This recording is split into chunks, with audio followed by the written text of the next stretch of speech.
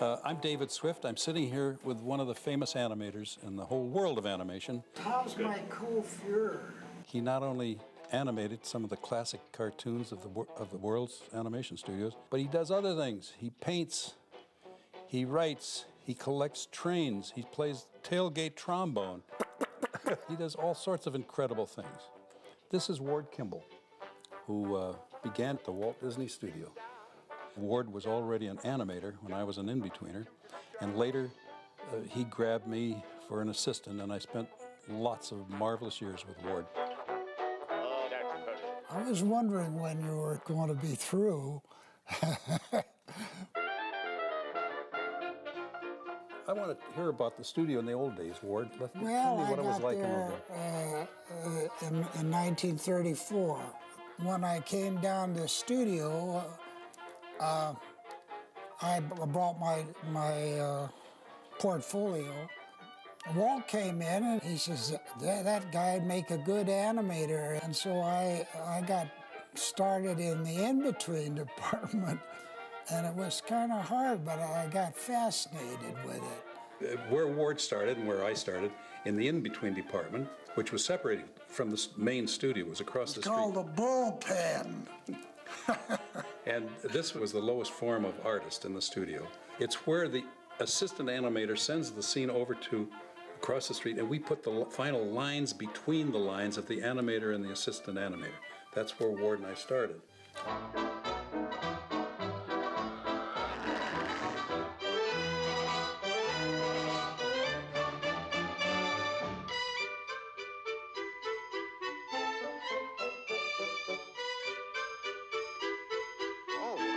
Cricket's the name. Jiminy Cricket. But Ward was innovative. He always pushed the envelope on everything he did. He gave character to the characters. Jiminy Cricket wouldn't be alive if it weren't for Ward Kimball. He gave him his attitude, his temper, his pugnaciousness, his anger with Pinocchio. Look at yourself.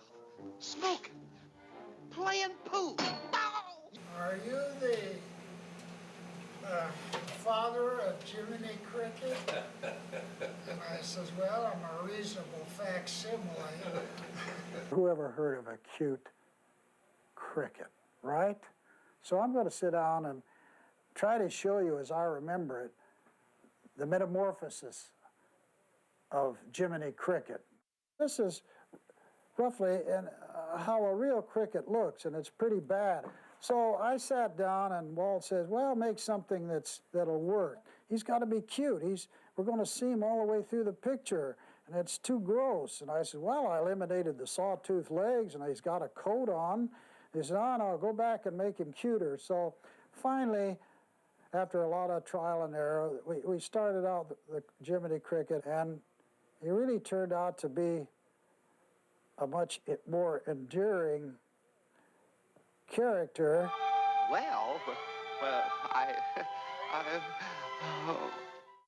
He did the Four Crows and Dumbo. I mean, they were just black birds until Ward got his hands on them, and suddenly they were blackbirds singing, but I be done seen about everything. When I see an elephant fly. When I see an elephant fly.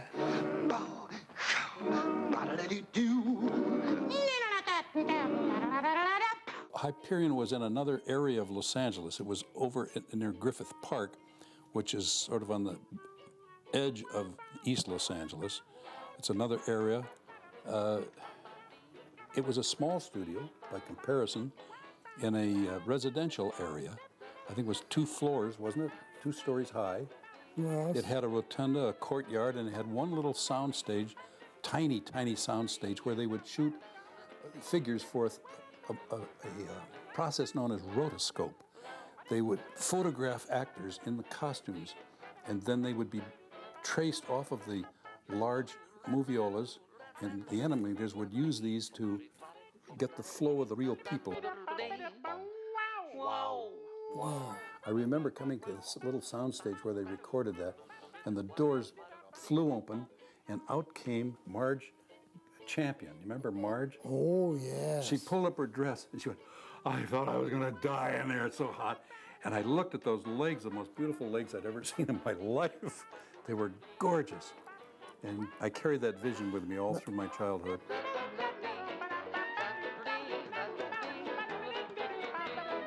We were all making $18 a week, and it was big money in those days. Well, I loved it. started out at 15. Wow, I got $3 more than you. I started out at 12 as a traffic boy, delivering pencils to you guys. It was a time, they gave us free art classes there with nude models, which shocked most of us. We'd never seen a nude model before. Remember those days? Yeah.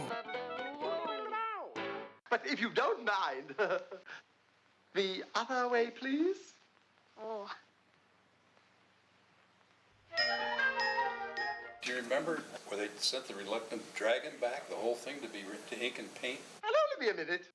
Because the Hayes office wouldn't let him put a belly button in the dragon. Do you remember that? Oh, yes. Oh, dear. Did you guys know that? Oh, you love this. The reluctant dragon was almost ready for release, and the Hayes office looked at it and said, "You can't show the navel." They had to send the entire picture On a back. dragon, for Dragon. sakes. Oh, I'm bad, I'm bad.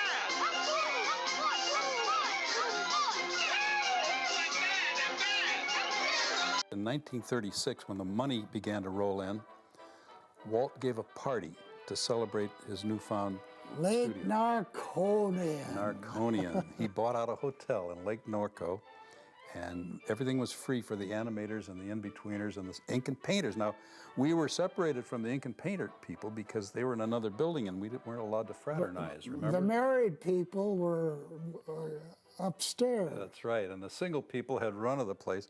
It was a madhouse because we'd never been exposed to free drinks or free food and free hotel rooms. Everybody was running around. Walt was kept. Walt and Lily showed up. They took one look and fled. It was a bacchanal, which Ward later captured for Fantasia, right? Oh, Bacchus yes. on his donkey. Bacchus when he comes down that hill. Yeah.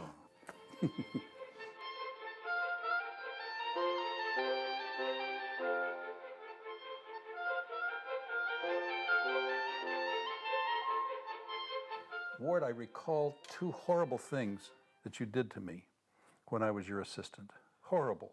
Did I do horrible things? Yes, you did. Everybody says you're a marvelous guy, but you're really not. Oh, I'm glad to hear that. First of all, my first animation, I've struggled all these years to Oh, be a... In the good old summertime. Nifty 90s. And made you do the horse. over and over and over. He gives me a scene, my first scene to animate. It's the worst scene that anybody ever received. It's a horse and buggy reacting to Mickey driving an Oldsmobile while they sing. This horse sees it, and the horse and buggy, Yes. he didn't want to do that. So he gives it to me, my first animation.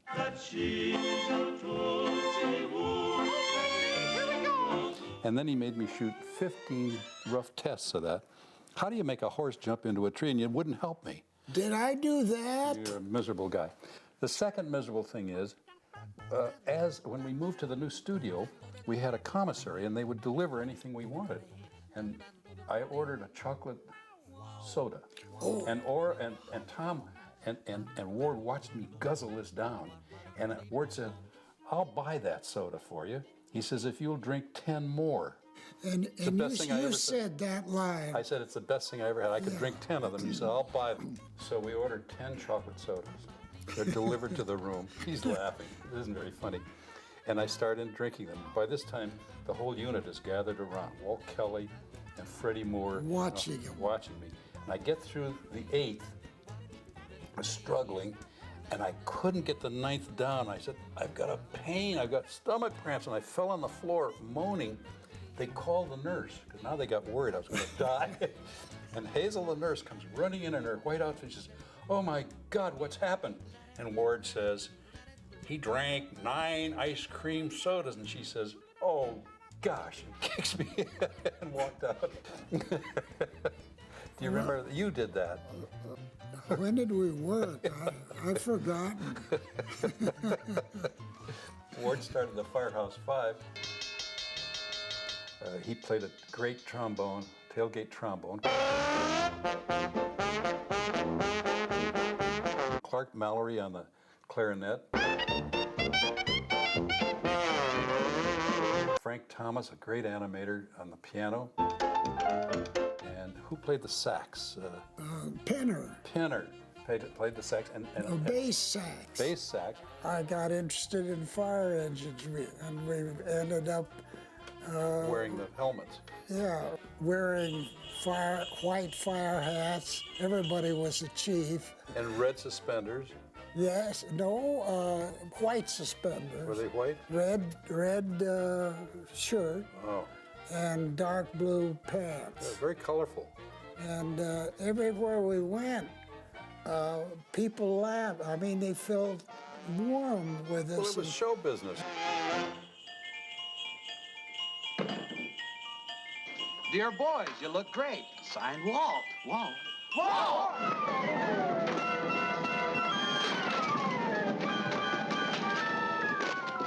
Look, Walt, I finished that Tweedledee and Tweedledum scene.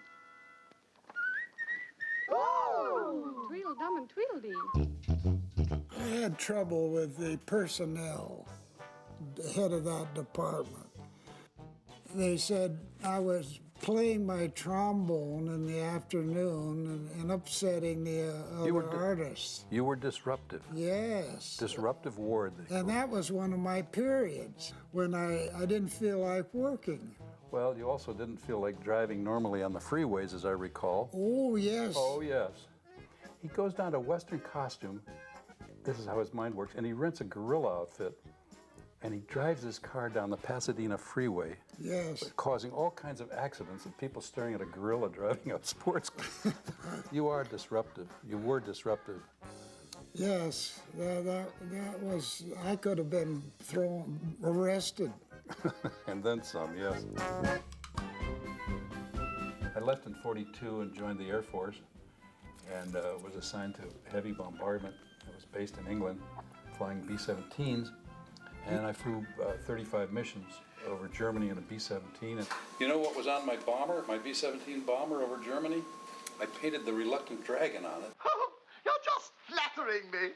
Huge, 8 foot high. With a great big belly button. Yeah. Being young, I always wanted to fly a fighter. Instead of coming home, I signed up for fighters and flew the rest of the war in P-51 Mustang. How'd you get through all that? Flak, they missed me. Didn't you work on Victory Through Air Power? Well, those were the happiest moments of my life. I did the space pictures with Willie Lay and von Braun, because they came over from Germany after the war was over, and were our speakers. The payload in the top section will consist of 10 crew members plus equipment. I introduced the first one, that was Man in Space, what happens to you if you didn't wear a space suit. You freeze on one side, you melt on the other. He would soon broil on the one side and freeze on the other. When President Eisenhower saw Man in Space, he realized that none of his generals in the Pentagon knew what it was all about. And would you believe he asked Walt if he could borrow a print of that picture to run for the brass in the Pentagon? He flew them all in for a couple of weeks and ran this every day.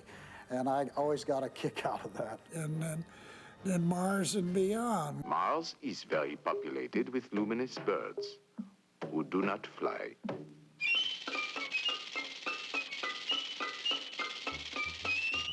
I was shooting a short film over at Columbia Pictures, and the assistant came up to me and said, "Someone wants you on the phone, Dave." And I said, "Well, can't you see I'm rehearsing and no time for that?"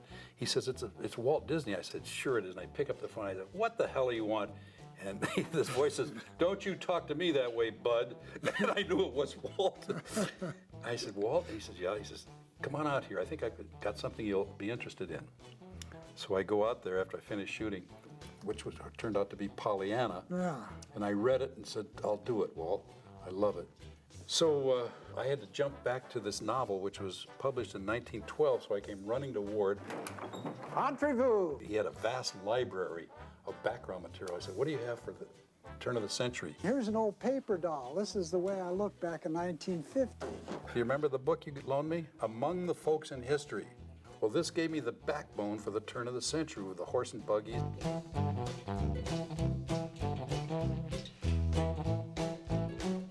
Beautiful pen and ink drawing of that. And that was what gave me the oomph. Also, we stage a fire in the picture, a fire at the orphan school, and Ward had all these marvelous cars and fire trucks and pumper trucks. He had these in his backyard. I mean, he accumulated these old things, and you loaned them to me for the film. Well, I remember that Walt saw that I was being paid, and he... Good. Yeah, he says, how come they're paying you? I'm glad you got some money out of it because they were priceless old cars. He was an interesting man to work with, I'll tell you, because there are very few producers who work well with writers. He was one of them. I remember the incident with Walt. I had shot a scene with the head of the camp, Miss Inch, where the girls were all fighting and the table was collapsing, and she holds the cake up to save a cake, and it sticks on the nose of a totem pole figure up there. And she lowers her hands, where's the cake? And she looks up, and just then it falls and goes in her face. And I went to Walt, I said, let's cut that, Walt, it's too corny. And he said, no, Bud, he says, you've got to learn. He said, the level of an audience will love this. I said, well, against my wishes, let's leave it in. And it was a huge laugh. I learned a lot from this guy. He made big decisions, and they were always right. Yeah. What is it, over 60 years I've known you, for God's sake. Well, that's an inside joke. Don't get too close. He was crazy. I was crazy. Yes. Well, you were normal, right? Mr. Normal. We had fun.